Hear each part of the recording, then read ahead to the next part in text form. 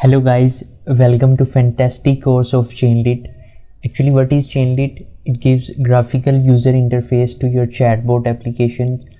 In this we will cover almost everything about Chainlit. Like if I type hi, how are you and hit enter, it is giving response. In this we will learn that how to do streaming in Chainlit and how to store our previous chat history in a very organized manner. Like if I create a new session and type hello, how are you, and you see here it is storing our previous chat history in a very better way, in a very organized way. I am able to resume my previous chat from where I left off. So if I ask it what is my name, and we know that LLM don't have idea about our personal information. If I told him my name is Ali, so yes, it says hello Ali, how can I assist you? And now if I ask it what is my name, and it says your name is Ali, how else can I help you Ali? So how to build these applications? Let's jump into the code and learn step by step. First of all, you need to install Chainlit. You need to run the command in your virtual environment pip install Chainlit, and let me show you the code. So it is the code. I import Chainlit as CL and I import mandatory libraries. And here I am using Ollama model, Ollama QN 2.5. It is free, you can download it and you don't need any API. And here is my agent and it has only one node. We are calling LLM and passing the state messages. We are passing whole previous messages here and appending the response of LLM in state messages, and we are wrapping into AI messages.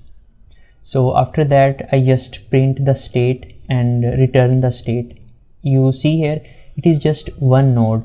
User will send message to LLM give response and store in the chat history, and we just end the loop or end the graph here. It is our application. In this we have to implement Chainlit step by step. Let me paste the code. Let me go to documentation of Chainlit. So we actually add on chat start. It is a decorator used to define a hook that is called when new chat session is created. So actually on chat start is a decorator. We are telling to Chainlit that hey Chainlit, it is our function. Just you have to call this function whenever a new chat session start.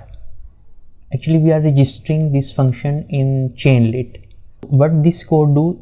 It is just printing this message on the screen. That's it. Hello, I am your AI assistant. How can I help you today? That's it. Let me run the application. If I type Chainlit run app.py and hit enter. So it says hello, I am your AI assistant. How can I help you?